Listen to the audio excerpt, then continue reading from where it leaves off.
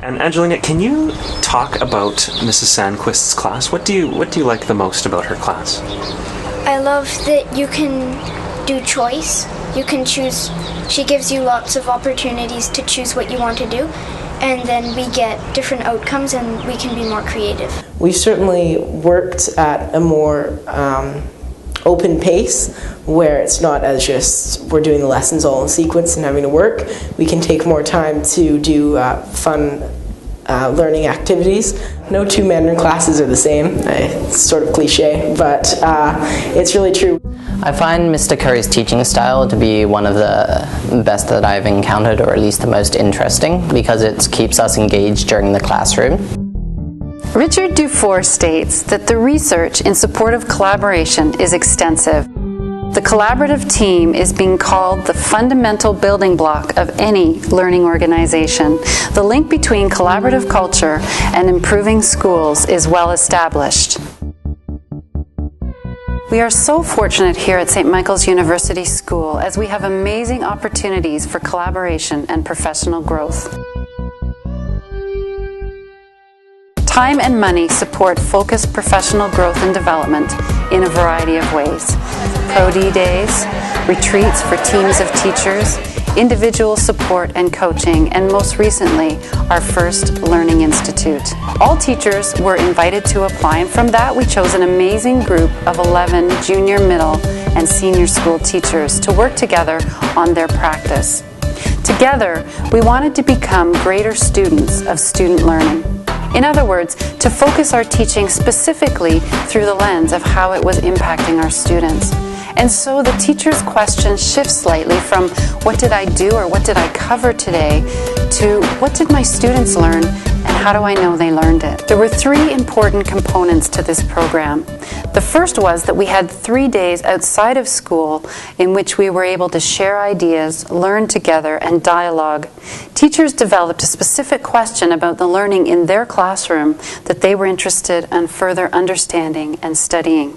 For the Learning Institute, my question was, has technology used by the teacher enhanced learning? And for the technology, I used my trusty iPad. So I guess the big thing that I noticed was when I started this process was I wanted to find out, why am I teaching Spanish? What is the point of our Spanish class? Are we teaching it because we just want to entertain the kids? Are we trying to hook them? Do we want them to be able to memorize and repeat verb tenses like Latin class back in the old days? So for me that was a big challenge, just figuring out what is the reason for doing this, and then with that in mind, how at the end of the year am I capable of assessing that in a meaningful way for them? Well, my question at the end of the day was about how I can use, trying to be specific, was about how I can use short videos of me talking or whiteboarding on an iPad so that I could avoid doing those sorts of activities in the classroom. They could watch those videos outside the classroom, and then the classroom time could be more used, better used, with them actually doing things like lab activities, asking me questions, talking to each other about things. So I devised an experiment where I would take my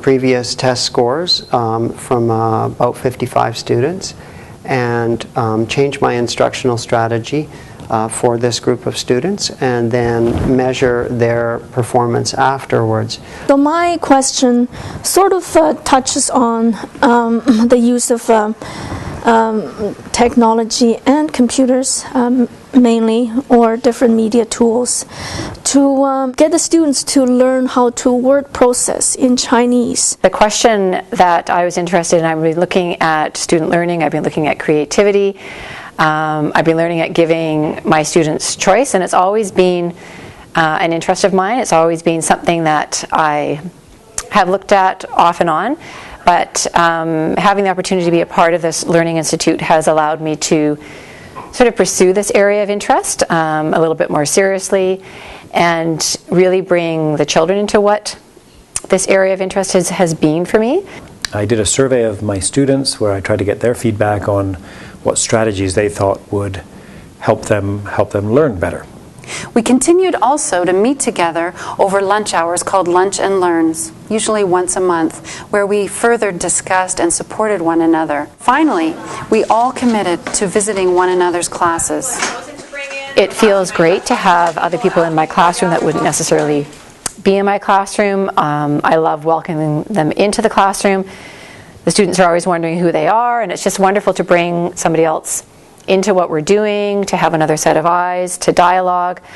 It's very rich, and it's another great example of learning from each other, learning about different teaching styles, seeing what's going on at the senior school level and the middle school level.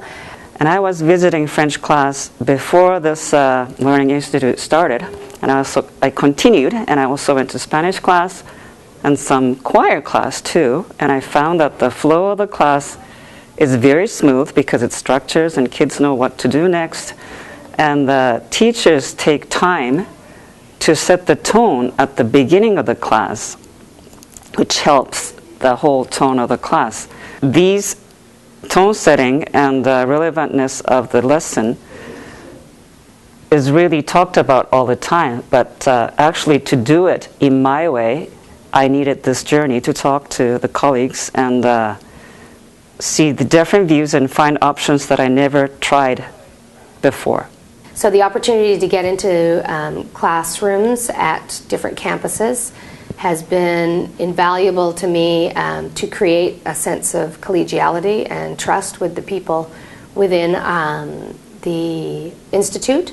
But it's also reaffirmed what I know and what I want to continue to grow and learn about as a teacher.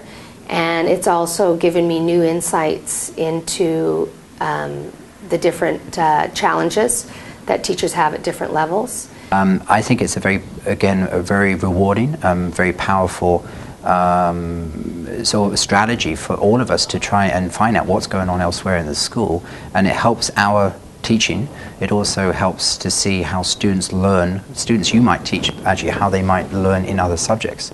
I have teachers who have come in, seen things, seen how it's going with the students, and then I get to go into their classes and see how things are going for them, and we can peel away the layers of inhibition about talking about our professional growth and our experience in the school and across the campuses.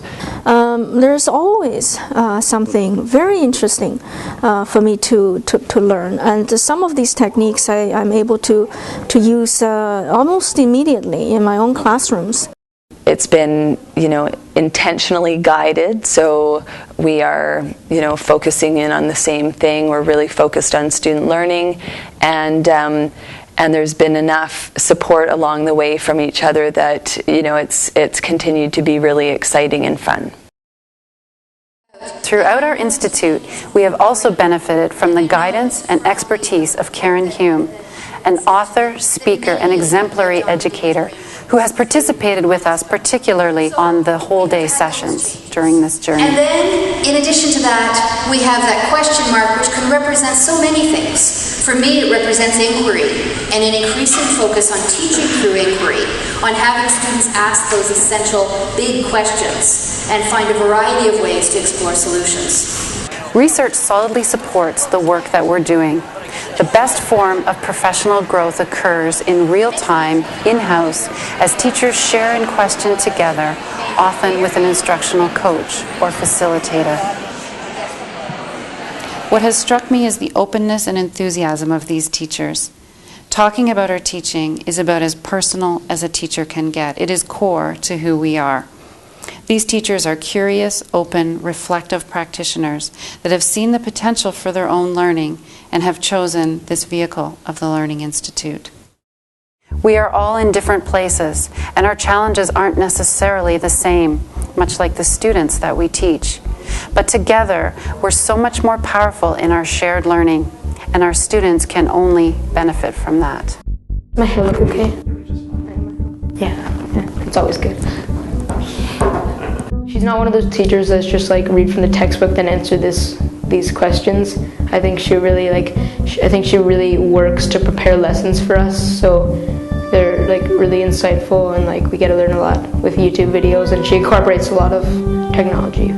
How do you think the iPad helps you learn in class? Well, it's a good way to research because it's really easy. it's a quick way to research. You can just go onto something, search whatever you want to search, and the whole thing of stuff they want to see about just comes up, and you can just click on anything, and Canva can give you a whole bunch of information. I think personally that this style could be laid out for any type of classroom, because you're just getting the basic knowledge, the foundation to build upon outside of the classroom, so you don't have to waste, precious class time in class learning material which could have already been covered outside of class, and it allows for more kind of complex learning to be achieved inside the classroom.